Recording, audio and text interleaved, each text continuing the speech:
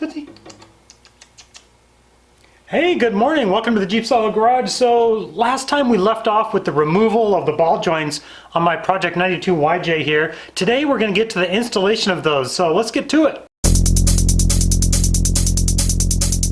Rattlesnakes! Don't drop it. Stop! I'm a little excited to take.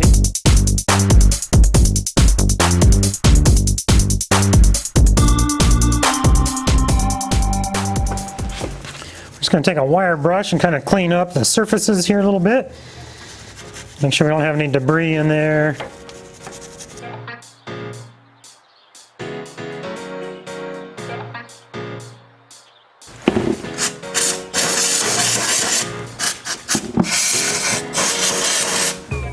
Alright, so here we have our upper, and behind Tootsie here, our lower ball joint. So I'll be sure to include links for these in the description below where you can find them that fit on this Dana 30 axle. So let's press these into place real quick. We'll start with the bottom one first. Now depending on your ball joint, you might have to use different configurations. Let me show you what I got going on here. Because this little rubber boot won't come off, you don't want to press on the stud, you don't want to press on that rubber boot. I had to pick one that fit over the whole thing, clear up to the shoulder of the knuckle there. So that's what I'm going to be pressing with. I got to press from the bottom because that's where the adapter is for this guy, so that'll work. Then on the top, this is one of the tapered piece because this part of the axle, this is a little thinner out here, a little thicker back there. So you want to use this tapered guy because you want to press it in as straight as possible. So let me put the thinner edge on the inside, thicker on the outside. It'll fit on there like that. Get this guy over my ball joint. And we'll tighten it down here. You just want to make sure that you have everything lined up, that you're pushing on it straight and that you're pressing it straight in. And now we'll drive this guy in until this shoulder seats all the way down.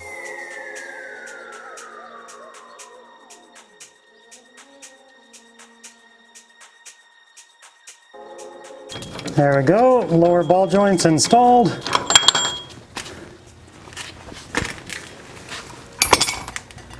Okay, now with this ball joint seated in there all the way, there's a little ring around the top here, a snap ring that goes in.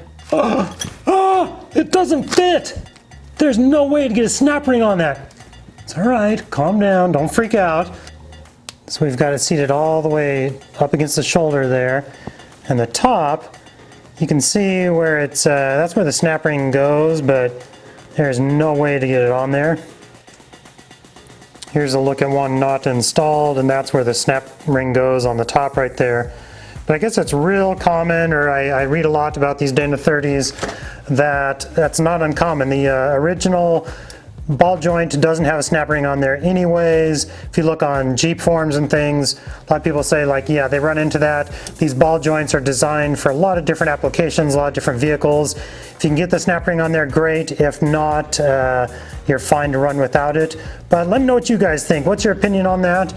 There's no way to get that snap ring on. I could get another set that doesn't include a snap ring, but that's the way this one fits. Now the top one here, very similar process. We're going to take this little rubber bushing off so we don't damage it. Save that for later. We're just going to set it in the top here. And where's my little hammer? I don't know where my little hammer is. We'll use my big hammer. I'm just going to kind of tap on it to get it to seat there. Receiver on top, this tapered guy on the bottom with the large end pointing out towards us here. And as long as you're pressing it in straight, you've got all your adapters on there nicely, you're good to go.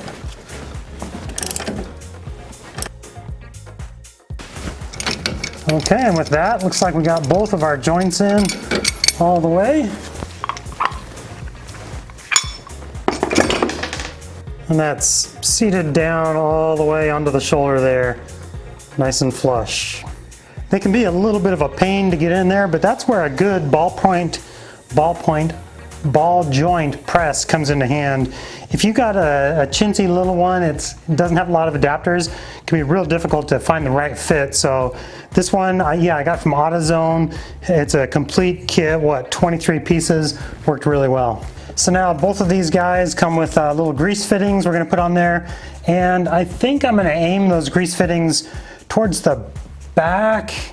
You don't want them aimed in towards the wheel because it can make them very difficult to get to. So you can aim them in or towards the front or towards the back. I think I'll aim them towards the back.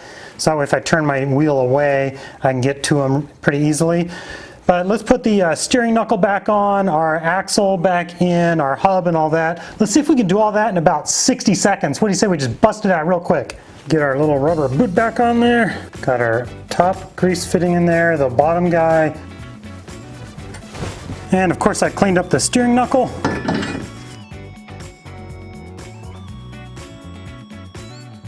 Torque the top to 75 foot-pounds and the bottom to 80 foot-pounds. Install the cotter pins. Shoot some grease into them. Alrighty, one last little tip I wanted to give you guys. Something to pay real close attention to when you're doing this job. Once you get your both your ball joints installed and you get your steering knuckle back on, this bottom grease fitting, a lot of people say they don't have enough clearance where the axle, the U-joint on the axle will run into the grease fitting on the bottom ball joint here. So something we can do about that. It comes with this little angled grease fitting here. So what you can do is you can install this guy, drop them in there, tighten it down, and then fill it up with grease. Then you take this grease fitting back out, and it comes with this little plug here. So we're gonna thread this guy in. After we got it full of grease, get this guy down in there and tighten it up. And that little plug will definitely clear your U-joint on your axle there. So just one more little tip for you. A little extra grease in here where the hub sits into the knuckle.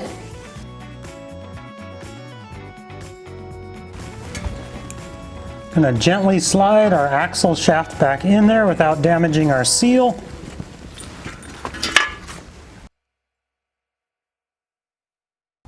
Install our 3 hub retaining bolts.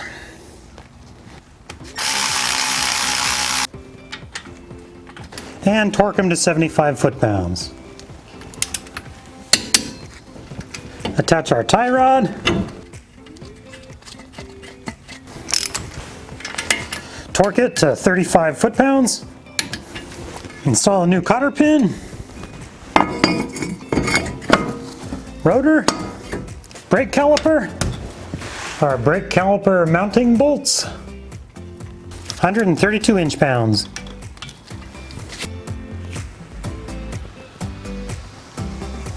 And finally, we'll get the wheel on here and we'll torque the lug nuts to 100 foot-pounds. Thank you guys so much for watching. Leave a comment down below. I love hearing from you guys. If you have any tips or tricks, check out my next video right up here. Have a good day.